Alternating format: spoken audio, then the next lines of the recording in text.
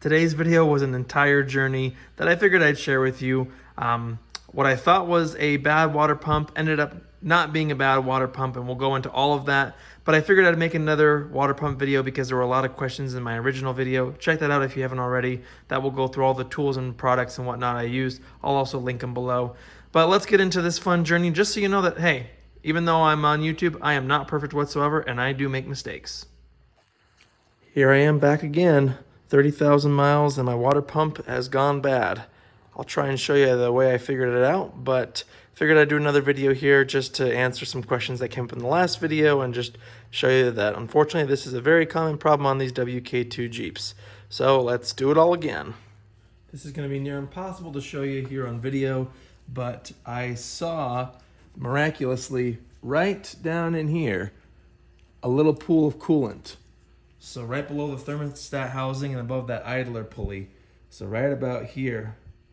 And I asked around, and apparently that's the common place where these Jeeps, where the water pumps leak. So I guess if you're losing coolant or you see coolant on the floor, check that area and that might be a sign you need a new water pump. And because we're working with the cooling system, just make sure it's cool to the touch. That way you won't deal with any scalding coolant blowing in your face. So this is good to go. Let's get started. Now we'll remove the bolts here that hold on the splash shield. I did an in-depth video if you want to check that out. So we'll get the back two bolts, 13 millimeter. I'm just going to be using power tools to make this quick.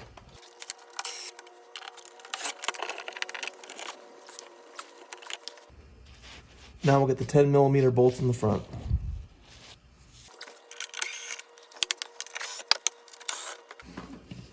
And then there's also a plastic clip up here that we need to get out. I just use a flathead screwdriver, get out the part there, and then pull out the other guy. Boom. Now there's two 10 millimeter bolts in each wheel well. We'll need to get those out.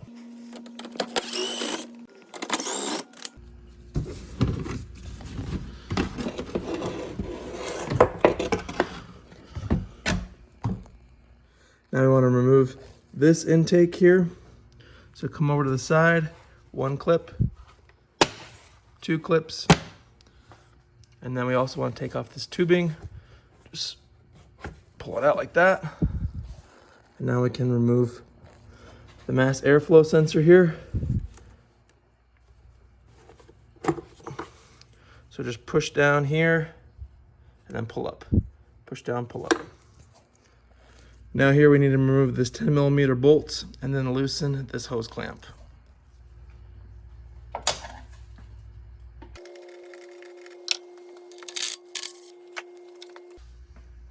Then we'll want to pull up and out on this box.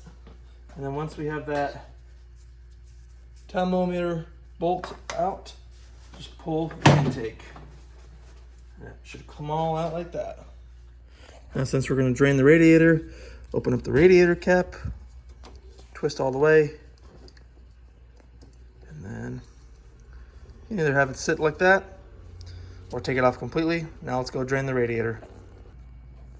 Now we come underneath the driver's side, and that's where we find our radiator drain plug right there. Got a catch can here ready. Now a little slot on the radiator drain plug. We can just put a screwdriver in and twist.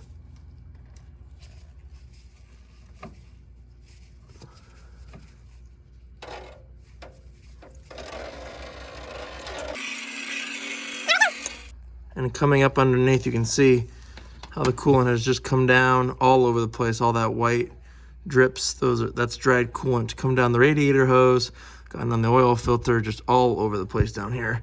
Just because of that, it gets on the serpentine belt and gets flung around. Now let's take off this mounting bracket here. 5/8 seems to fit well. Use a deep socket.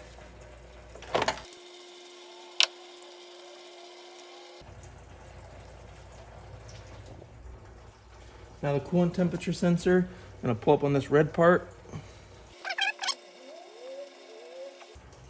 Like that. And then now we should be able to get this sensor off. Like that. So pull this red tab back and then push here to get the sensor off. Now we'll get a 19mm deep socket to take off the sensor. A rag underneath.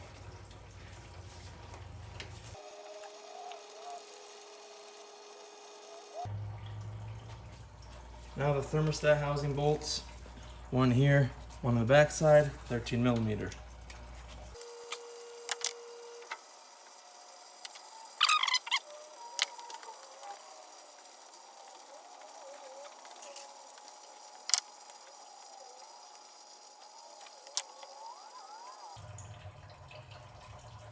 And be careful when you get that left thermostat housing bolt, because if you drop it, you're going to be very sad.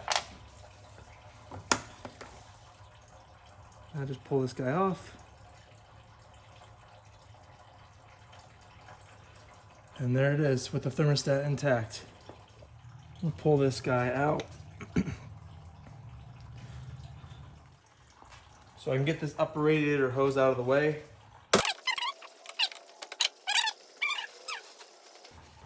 Nice clean rag. Get it on up there. Now to remove the serpentine belt, we have to put a 3/8 box end wrench on here, or box end ratchet, like this.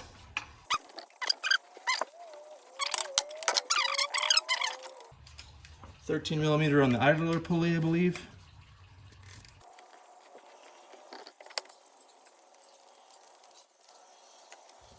$16 on the tensioner.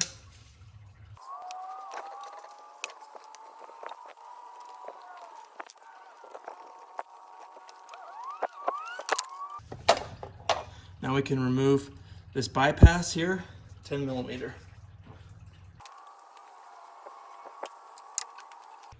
Now, pop it out.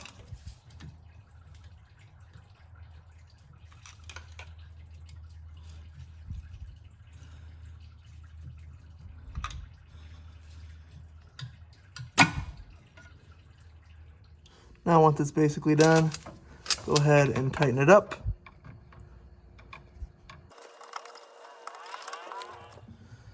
Next, to remove the lower radiator hose, and what better to use than water pump pliers?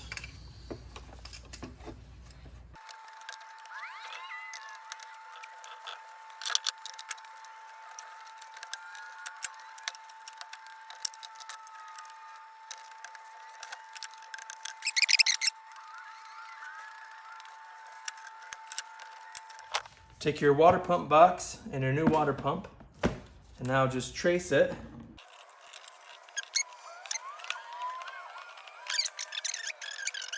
Now, when we take out the bolts from the old water pump, since they're all different sizes, we can put them into this box and remember exactly where they went. I believe they should all be 13mm.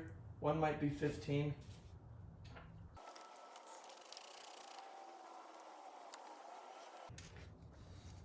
Bolt number 1.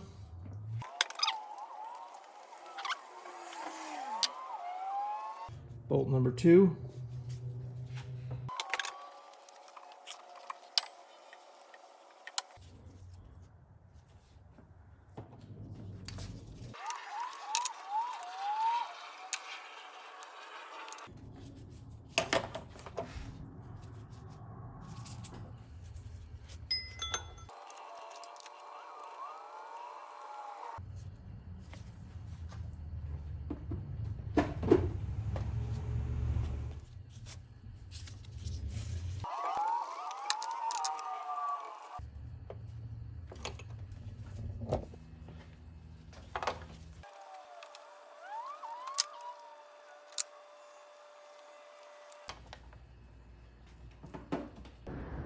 I was hyper focused on getting this repair filmed that I didn't even recognize that this bolt was already loose, and I didn't even need to do the rest of this repair.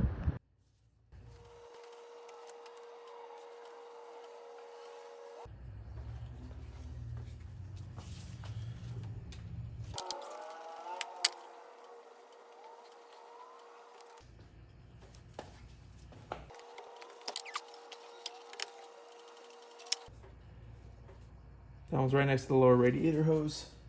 This last bolt in the center is 15 millimeter and needs a deep socket. I'd have a catch can underneath because this should be your last bolt. Middle bolt. Come off.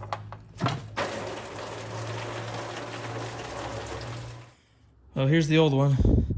This is where the leak was. You can see it went all the way down and was sliding down, getting onto that water pump, or getting onto the radiator hose and the oil filter.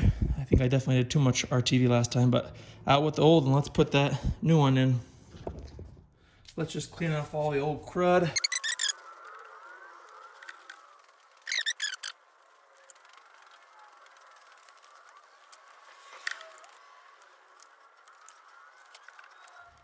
Want that smooth to your satisfaction? Hit with some brake clean. And so that I can actually know if it's leaking again, I'm actually just taking a wet cloth just with some water, cleaning up all this dried coolant. That way if it is leaking again, I'll know it's a new leak and not one of the old leaks. Now, let's get our Allen bolt in. This is a bleeder screw.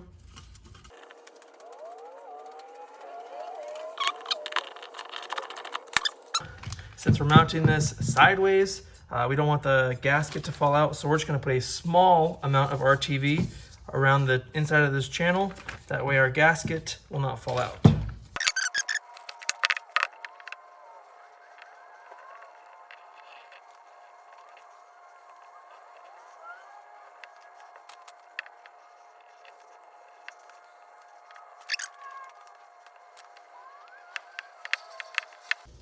Make sure it's nice and seated.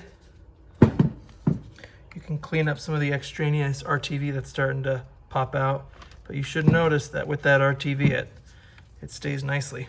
So I'm gonna wipe this down. Let's insert it.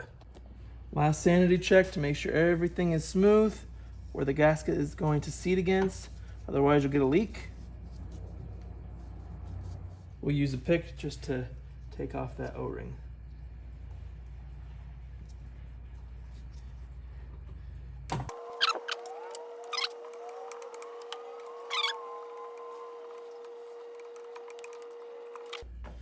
And then I'm going to lubricate it a little bit with some coolant, just so it doesn't roll.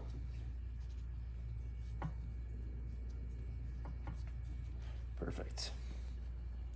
Now, let's get this guy in place and get that one bolt threaded through.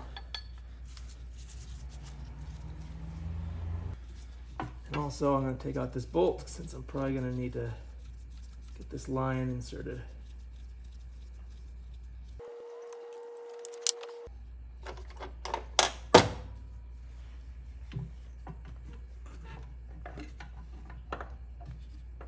That through. Now get our bolt in.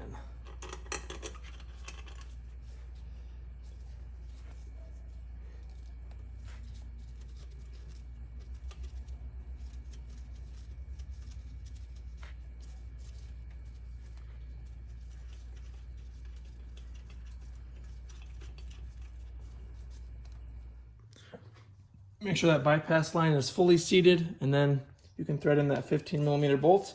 And now honestly, just pick whatever bolts you want to get started. We're only gonna hand start all of them, and then we'll fasten them down in a crisscross pattern so that gasket seals evenly. And that's what my box looks like with all the bolts just hanging out except for the 15 millimeter. Keep an eye on the thermostat housing on the left-hand side. You might actually be able to see the defect in the surface that inevitably caused it to leak once I got everything put back together.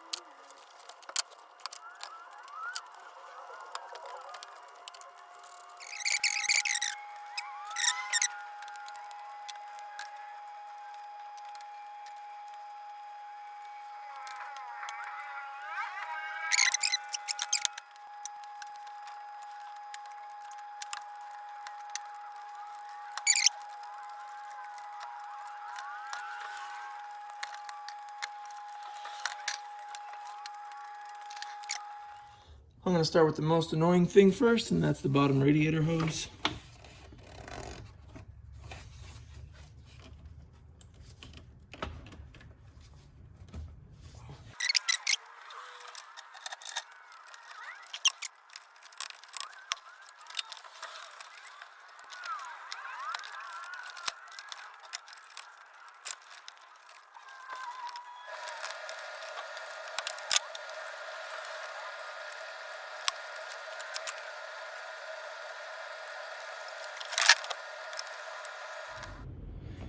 All right, now I'm going to put the thermostat back in. I'm just going to reuse my old one since there wasn't any issues with overheating, but they're cheap and easy to replace. You just pull it in and put it back in.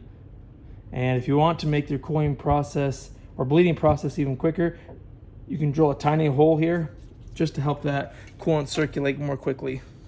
But just like that, you're back in. Now I'm going to put the coolant temperature sensor back in.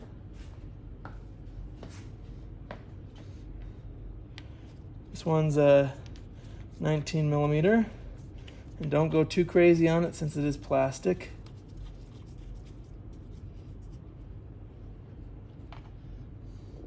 And also I'm going to put in this bolt that holds in the bypass line.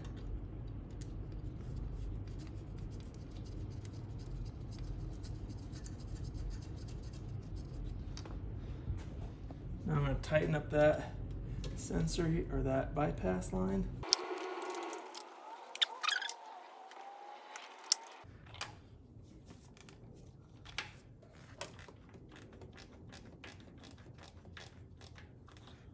You don't need to go crazy on this. I'm only gonna go, it's starting to tighten up already. I'm just gonna go to where the sensor faces me just to make it easier the next time I have to deal with this water pump. Looks like that right there is good. Now push it on till it clicks and then click down on the red so it retains it. Now to put back on this idler pulley.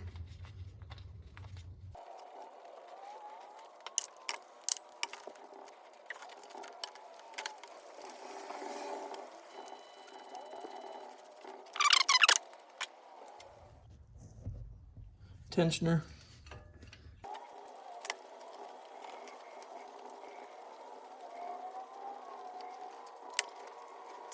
I like to have the belt mostly routed.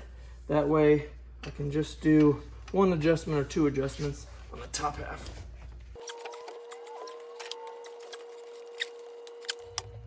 Give it a once over just to make sure the belt is centered on all of the pulleys. That looks good. Now let's put the upper radiator hose in. We'll take out that towel that we put in. Clean the mating surface between the upper radiator hose and thermostat housing using your Scotch-Brite pad.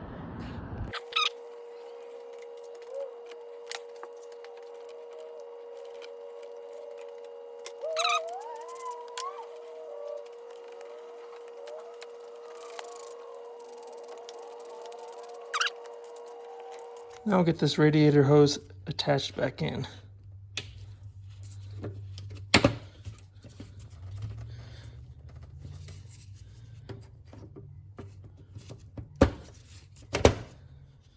Now I'll put on this bracket.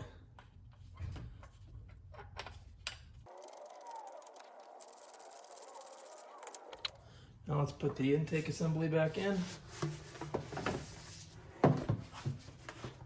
Over the throttle body. And I like to come over here, get the box for the air filter seated like that, and then clip it into place if I can. Add this line back on, put on this O2 sensor, and now we can tighten up that hose clamp, and then tighten up that bolt.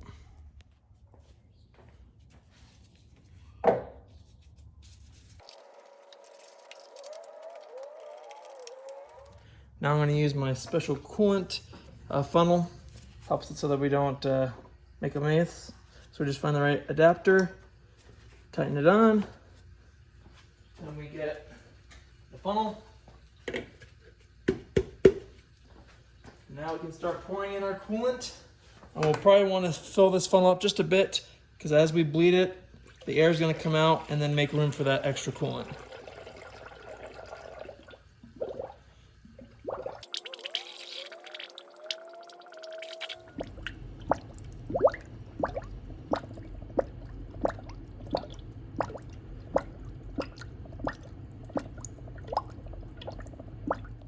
Now begins the bleeding process. We have some coolant in the reservoir there, and now we're going to start it up and turn our heat on.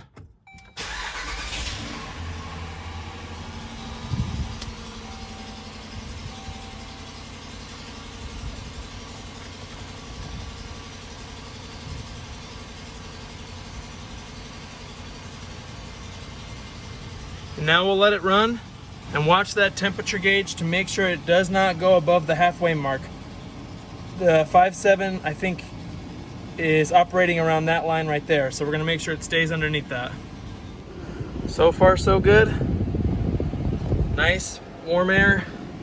We're about operating temperature, but I'm just gonna wait until the cooling fan comes on and I don't see any more bubbles come out of the no spill filter, and then I'll know that we're all set here. Well, no more coolant bubbling. I hear the fans going on, so I think we are set to go. And since we're not leaking anymore, we'll put on the splash guard. And make sure to recycle your old coolant. A lot of auto parts stores will take it. It is poisonous to animals and it does attract them because it's sweet. So just make sure to safely discard of it as well as keep it away from those pets. So to wrap up here, I did end up putting the old water pump on because the new one just kept leaking and kept leaking and kept leaking no matter what I would do at the thermostat housing. And finally I saw that it had been milled poorly, so definitely check over your quote-unquote new parts before you install them. Otherwise you might end up doing this whole job for nothing. So what I ended up figuring out, which I should have recognized, but I think I was just not focused because I was recording, one of the bolts on the water pump was loose. So all I had to do was just tighten that one bolt up and that would have fixed my leak no problem. So just check all your bolts in case you do notice a coolant leak because it might not be a bad water pump and you'll save yourself from doing about 3 hours of work that I did here for really nothing. I guess I did clean out the radiator a few times and I now really know how to replace a water pump, but I just figured I'd share some lessons learned in this video as well as just say, hey, I'm not perfect, I make mistakes, and sometimes the easiest fix is what you need. It's not always the worst possible scenario. So thanks for watching, thanks for staying with me along with this journey, and a lot more videos to come. Thanks for watching.